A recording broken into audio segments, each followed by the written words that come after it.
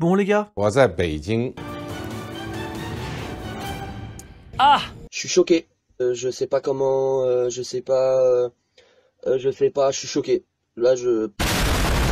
vous le savez, le but de cette chaîne, c'est de vous mettre à la lecture. Ici, on se moque de notre époque stupide et on se gausse devant les petites carabistouilles des hommes politiques, mais tout ça, au fond, c'est juste pour vous enrober le plus important, les lourds bouquins qu'on vous présente et qu'on vous invite à découvrir. Mais du coup, plusieurs d'entre vous nous ont demandé des conseils pour se lancer dans la lecture. En gros, la question qui revient souvent, c'est quel bouquin serait top pour retrouver le chemin de la bibliothèque. Et là, bah, c'est un peu la baise. Parce qu'à vrai dire, il n'y a pas de recette miracle. Faut trouver le truc qui vous botte, vous, le bouquin qui vous fait mordre à l'hameçon et que vous n'allez pas lâcher jusqu'à avoir scruté la dernière lettre de la dernière page. Et pour moi, ce livre, ça a été la première enquête de Sherlock Holmes, une étude en rouge. Du coup, aujourd'hui, je vous propose de jacter un peu ce petit bouquin, qui fait 130 pages max, histoire que vous fonciez en description pour vous le procurer et que vous puissiez imiter le hussard dans sa reconquête de la qualité littéraire. Alors de quoi parle une étude en rouge? En quoi ce bouquin vaut mieux que la bidesque série Netflix avec Benedict Cumberbatch? Parce que oui, c'était de la merde, on va en reparler. Et pourquoi Sherlock Holmes est le starter pack idéal pour entamer une lourde carrière de lecteur chevronné? Bah c'est ce qu'on va voir tout de suite. Dès que vous aurez fini de pleurer parce que Tata Benedict vient de se faire emplafonner par le hussard, que vous aurez séché vos larmes, que vous aurez lâché un petit pouce en l'air, que vous serez abonné si c'est pas déjà fait, que vous aurez rejoint notre Instagram de qualité plus où on vous apprend des trucs marrants sur la littérature, et puis voilà, on sera parti. Générique.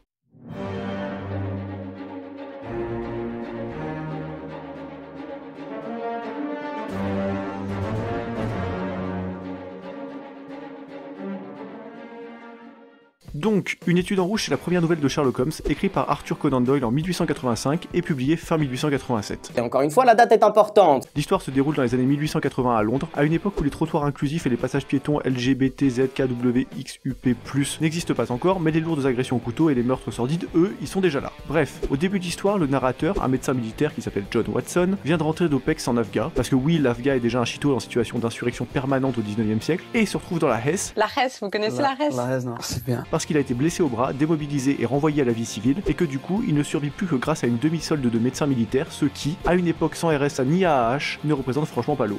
Du coup, pour économiser ses maigres tunasses, il est obligé de se chercher un coloc, histoire de diviser son loyer par deux. Et durant ses recherches, il entend rapidement parler d'un certain Sherlock Holmes. Ce mec, il passe dans tout Londres pour une sorte de génie un peu barré, le type de Gus sympa quand tu lui dis bonjour dans la rue, mais qui, à côté de ça, peut quand même passer son après-midi en salle de dissection, à frapper des cadavres avec sa canne pour voir si, je cite, les morts peuvent eux aussi avoir des bleus sur les cuisses. Voilà. Donc toi, là, normalement, t'entendrais ça, tu fuirais à toutes jambes. Et bah pas Watson. Non, lui il est ok. Et pourquoi pas d'abord? Bon alors rapidement, Watson l'intrépide emménage avec Holmes, le tabasseur de ses morts, au 221 bis Baker Street, une adresse légendaire devenue aussi célèbre que l'homosexualité bien sûr inexistante de Macron. Qui est un homosexuel notoire, après tout le monde fait ce qu'il veut. Et au début, tout se passe bien. Holmes est un bon gars plutôt tranquille et taiseux, à la vie réglée comme du papier à musique, il se couche tôt, il se lève tôt, il passe du temps dehors, va qu'à ses occupations et ne fait chier personne. Bref, c'est pas le genre de coloc qui se tape 3 meufs différentes par semaine, vide le frigo et salope les chiottes sans jamais racheter de PQ ni éteindre la lumière en sortant. Pourtant, malgré ça, et aussi parce qu'il s'emmerde un peu, Watson se met à observer Holmes, en essayant de lui tirer les vers du nez pour savoir qui il est et surtout ce qu'il fait dans la vie. Parce que clairement, Holmes va et vient, mais Watson est infoutu de comprendre pourquoi. Alors il gamberge le clampin, et rapidos, il s'aperçoit de trucs assez chelous. Holmes n'est définitivement pas un pélo ordinaire. Si on accepte le fait qu'il joue du violon comme un dieu, tous ses autres talents semblent assez particuliers. Par exemple, il sait différencier toutes les cendres de cigares possibles par marque, type de tabac et durée de combustion. Il connaît par cœur tous les crimes et faits divers des 30 dernières années. Il peut te réciter le putain de code pénal british en verlan. Il sait fabriquer des tas de composés chimiques de fous furieux allemands de nos heures les plus sombres, les doigts dans le pif. Mais alors par contre,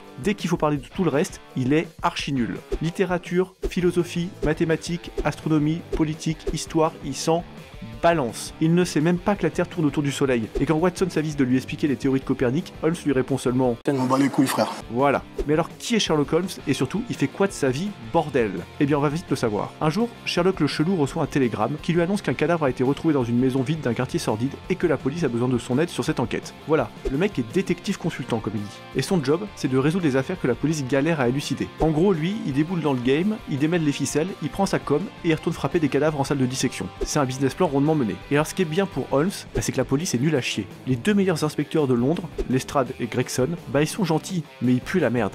Heureusement qu'il est là, notre clampin, parce que lui, il a développé un espèce de don assez stylax. Il peut déduire tout un tas de trucs de quelqu'un rien qu'en inspectant les petits détails de sa personne. En gros, au lieu de croiser quelqu'un comme tout le monde, Holmes, lui, quand il entrevoit un passant, il le balaye du regard comme un putain de scanner dernier cri, et en un éclair, il sait que ce mec, qu'il n'avait jamais vu de sa vie, a 3 gosses, une femme qui s'appelle Magali, qu'il vit dans un pavillon du Val-de-Marne, et que son secret le plus intime, c'est qu'il adore danser nu dans sa salle de bain en écoutant du Lara Fabian. Non, je rigole, personne n'écoute du Lara Fabian, faudrait vraiment être taré.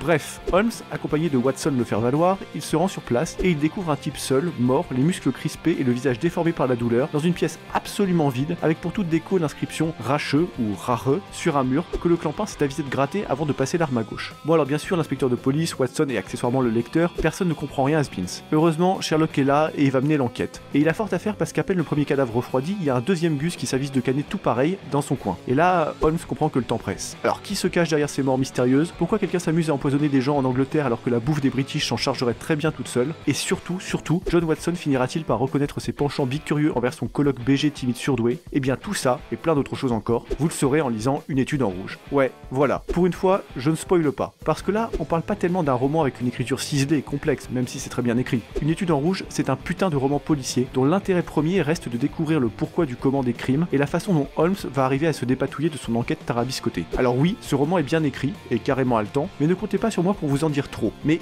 quand même, pour ne pas vous laisser complètement sur votre faim non plus, je vais vous raconter un peu la structure générale du récit, sans divulgachi, c'est promis. Alors en gros, tout ce que je viens de vous raconter, la rencontre entre Holmes et Watson, leur emménagement ensemble et l'enquête pour retrouver le meurtrier, ce n'est que la première partie du bouquin. Parce qu'assez vite, en utilisant ses talents de limier, Holmes va trouver qui a fait le coup, et pourquoi, et surtout, il va coincer le truand en beauté, en lui tendant un piège aux petits oignons. Et là, sans aucune transition, le livre bascule sur une autre histoire qui se passe 30 ans plus tôt et au Far West. Et quand je dis aucune transition, c'est vraiment aucune transition. Quand je fais un cheat meal, c'est pas un cheat meal. Genre un chapitre se finit et le suivant commence en te parlant absolument d'autre chose, comme si c'était le début d'une autre histoire. Donc en gros, toi, tu bugs en te demandant si l'imprimeur était pas défoncé au samplon 95 au moment de tirer ton bouquin, mais en fait, je te rassure, tout va bien. Parce que petit à petit, on comprend que toute la deuxième partie du roman est un gros flashback de la vie du meurtrier qui explique ce qu'il a vécu et les raisons qui l'ont poussé à commettre ses crimes. Et après ça, dans la troisième partie du bouquin, beaucoup plus courte, on en revient à Sherlock Holmes qui nous explique en détail comment il a réussi à résoudre l'énigme. Et là, c'est clairement le moment où le lecteur en prend plein la vue, parce que Holmes, c'est le genre de Gus qui peut deviner l'existence d'un continent entier à partir d'un simple grain de sable et à la seule force de sa putain de logique. C'est logique. Et c'est ça qui rend cette première nouvelle de Sherlock Holmes si stylax. Le personnage est ultra attachant dans son genre, super malin mais vraiment flegmatique, et on ne peut qu'adhérer à son charisme un peu distant. C'est simple, quand tu refermes ce bouquin, toi aussi t'as envie de scruter les gens bizarrement dans la rue pour deviner des trucs sur eux.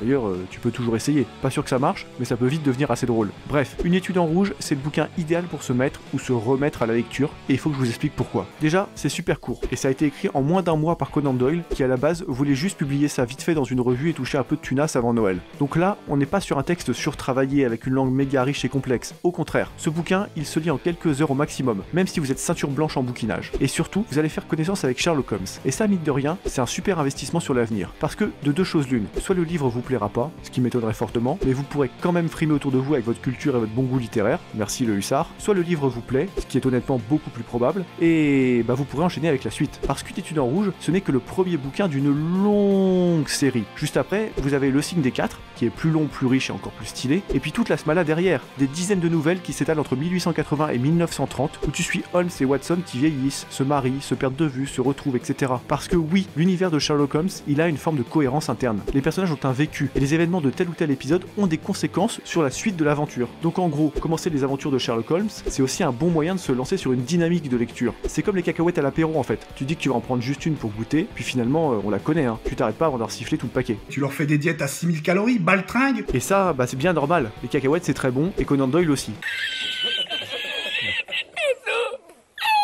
Parce que notre Gus là, il a créé un personnage tellement ouf avec Holmes que même le lourd roi des roast beef qui fait ses bouquins. Et c'est pour ça d'ailleurs qu'il a été anobli en 1902, d'où le Sir Arthur Conan Doyle comme signature de ses livres. Ça te pose le bonhomme ça. Alors bien sûr, comme tous les succès, la belle réussite de Sherlock Holmes a attiré aussi quelques charognards. Et on a eu droit à des tas d'adaptations, notamment au cinéma, pas toujours fidèles ni convaincantes. Ce n'est qu'une opinion bien sûr, mais peu d'adaptations m'ont à ce point énervé que la relativement récente série de la BBC avec Benedict Cumberbatch et le Hobbit dans les rôles d'Holmes et de Watson. Pourtant, tout partait pas trop mal, avec d'habiles adaptations du matériau originel, comme Watson qui est blessé en Afghan, mais cette fois lors de l'intervention occidentale en 2001. Mais assez vite, la série passe en mode Tapin 3000 Space Brouf, en présentant Holmes non plus comme un type intelligent qui a développé ses dons d'observation, mais comme une sorte de demi-dieu omniscient, capable de raisonner à l'infini sur des éléments qu'il n'a même pas pu observer, pourvu d'une sorte de palais mental aux dimensions de Buckingham Palace, et mythomane compulsif, ce qu'il n'est absolument pas dans les bouquins de Conan Doyle. Et en plus, la série ne va nulle part, avec une narration tellement décousue que quand Holmes meurt puis revient, les scénaristes ne sont même pas foutus de le justifier correctement. Bref, c'est tape à l'œil, mal branlé, on comprend pas où ça veut aller, et puis putain mais les personnages sont tellement salopés que Conan Doyle doit faire des backflips dans sa tombe. Non mais la femme de Watson qui est une espionne quoi, Moriarty qui suinte la gaïtude la plus absolue, Madame Hudson qui avait épousé un narcotrafiquant, mais on est où là bordel? Ça va péter. Il est temps de revenir aux fondamentaux, prenez le bouquin, vous verrez la différence, vous la verrez tout de suite. Étonnant, non? Les gars, le temps presse. Vous le voyez, Sherlock Holmes est un mec super intéressant, mais dont les scénaristes de la BBC semblent avoir juré la perte. Alors si vous voulez découvrir, tant qu'il en est encore temps, un petit chef-d'œuvre de la littérature policière, foncez en description, le livre vous attend. Mais juste avant, n'oubliez pas de liker, de commenter, de faire tourner la chaîne aux amis, et de rejoindre notre Instagram, où on commente l'actualité avec des grosses punchlines d'écrivains. Allez go, on vous attend. Moi je vous dis à très vite pour un nouvel épisode, et d'ici là portez-vous bien. Allez rompez les gars.